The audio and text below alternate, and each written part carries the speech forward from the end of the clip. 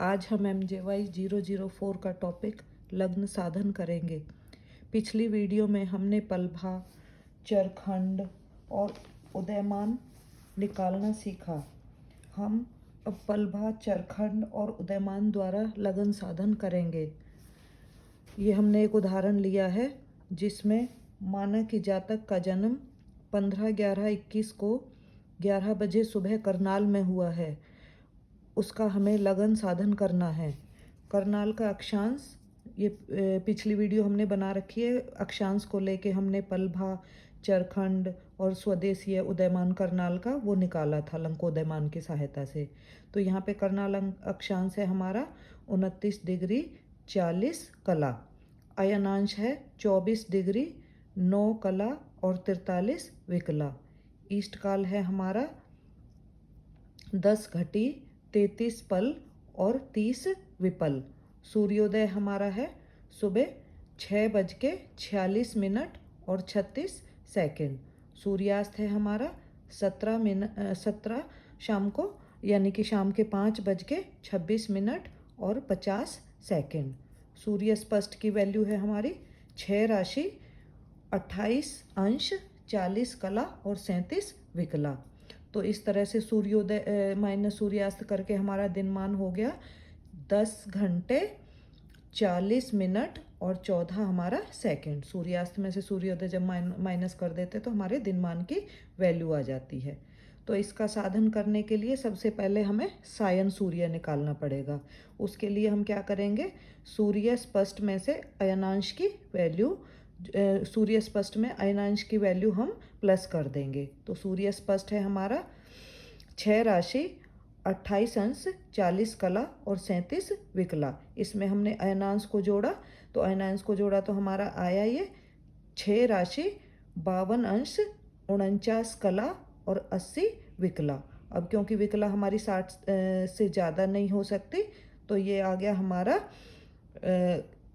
हमारा हमने इधर से एक इसमें ऐड कर दिया कला में, तो ये कला तो होगी हमारी 50 और ये हमारा क्योंकि राशि भी जो ये हमारी डिग्री है ये 30 डिग्री से ज़्यादा नहीं हो सकती, तो ये भी हमने एक राशि में ऐड कर दिया। एक राशि इज इक्वल टू 30 डिग्री। तो ये आ गया हमारा 7 राशि 22 डिग्री 50 कला और हमारा ये आ गया 20 विकला।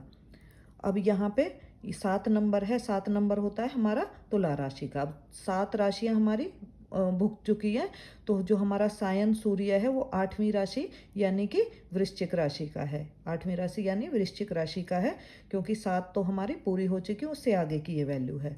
यहाँ हमारा वृश्चिक राशि का भुक्तांश आया है 22 डिग्री 50 कला और 22 विकला।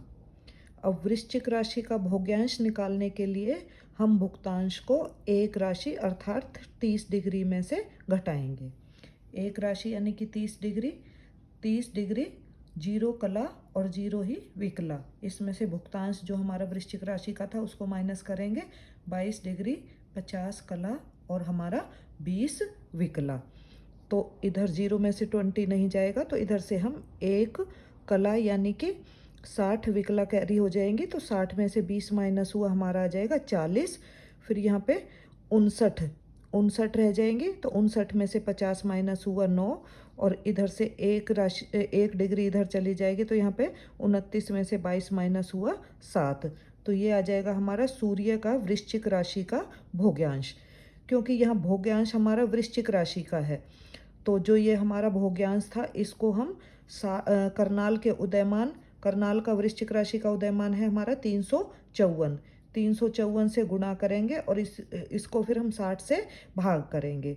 तो इसका सबसे पहले हम पीछे वाला अंक यानी कि 40 को हम 354 से मल्टीप्लाई करेंगे और उसके बाद हम 60 से डिवाइड करेंगे। 40 को जब हमने 354 से मल्टीप्लाई किया तो ये आया हमारा 14,160 और 14,160 को हमने 60 से डिवाइड करना है, तो ये आ जाएगा हमारा 236 लब्धि और हमारा 0 शेष। तो ये हो गया हमारा लब्धि 236।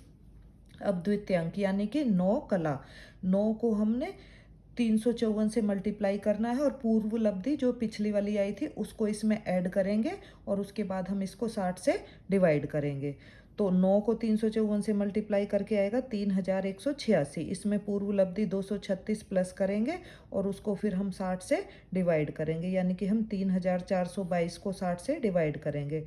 डिवाइड करने पर आएगा हमारा 57, तो लब्धि आएगी और शेष आएगा 2। तो जो ये लब्धि हमारी 57 आई है और शेष 2 आया है, 2 को हम छोड़ देंगे क्योंकि ये 60 से तो हमारा काफ़ी कम है। अब इसमें प्रथम अंक जो कि हमारा 7 था, 7 को 354 से मल्टीप्लाई करके पूर्व लब्धि जो हमारी आई थी 57 उसको इसमें ऐड करेंगे और उसके बाद इसको हम 30 से डिवाइड करेंगे। जो पीछे था तृतीयांक और द्वितीयांक वो हमने 60 से डिवाइड किया था और इसको हमने 30 से डिवाइड करना है। तो ये आया हमारा 2478, पूर्व लब्धि है 57, तो इसमें यह आया हमारा 2535। 2535 को हमने 30 से डिवाइड करना है, तो 2535 को 30 से डिवाइड किया तो हमारा 84, तो लब्धि आई और हमारा 15 शेष आया। तो जो ये लब्धि आई है ये हमारी पल है, ये आ गया 84 पल, और जो बाकी शेष थे वो हमारे विपलादि हैं। इसमें केवल पल का ही उपयोग होता है। अब हमारा आगे इष्ट काल था हमारा 10 घटी 33 पल और 30 विपल, तो इसको हमने पलात्मक बनाना है। एक घटी में हमारे 60 पल होते हैं, तो घटी को हमने 60 से मल्टीप्लाई करना है और उसमें फिर हमने पल ऐड कर लेने हैं, क्योंकि ये विपल है 30 है तो इसको हम छोड़ देंगे। तो ये आया 10 मल्टीप्लाई 60 प्लस 33, ये आ गया 633। अब इसमें से जो पीछे पल आए थे वो हमें माइनस करने हैं। 633 में से 84 माइनस हुआ, ये आया हमारा 549।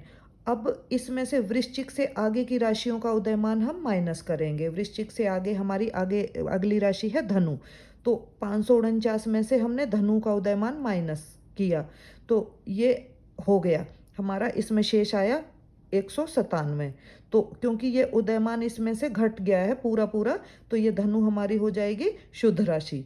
इसके बाद धनु के आगे हम मकर का उदयमान है हमारा 300 माइनस करके देखेंगे। अब 197 में से क्योंकि 300 माइनस नहीं हो सकता, इसलिए मकर आ गई हमारी अशुद्ध राशि, मकर होगी हमारी अशुद्ध राशि। अब जो ये हमारा शेष था, इस शेष को 30 से मल्टीप्लाई करके और अशुद्ध राशि मकर के उदयमान से हम इसको भाग करेंगे। तो 197 को हमने 30 से मल्टीप्लाई किया, ये आया हमारा 5910। 5910 को अब हम मकर राशि का जो स्वदेशीय उदयमान था करनाल का 300 से हम इसको डिवाइड करेंगे। 300 से डिवाइड किया तो हमारा ये आया 19, तो लब्धि हो गई और इसमें शेष आया है हमारा 210, शेष आया 210। अब 210 को हम 60 से मल्टीप्लाई करेंगे। 210 को 60 से मल्टीप्लाई करके आया 12600। अब 12600 को फिर हम 300 से डिवाइड करेंगे, क्योंकि हमें ये अंश और कला में इसका आंसर लाना है। तो इसको अगर विकला में लाना होता तो एक बार और करते, तो पर ये हमारा कला पे ही पूरा डिवाइड हो जाता है। 12600 को जब हम 300 से डिवाइड करते हैं तो ये इसकी लब्धि आएगी 42 और शेष हमारा आ गया 0। अगर यहाँ पे कुछ शेष आता है तो उसको फिर 60 से मल्टीप्लाई करके फिर 300 से हम इसको डिवाइड करते। तो ये आया हमारा 19 अंश 42 कला, 19 अंश 42 कला।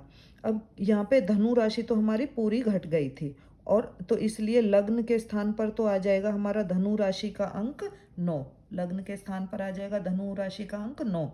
तो सायन लगन बना हमारा 9 राशि 19 अंश और 42 कला और 0 विकला।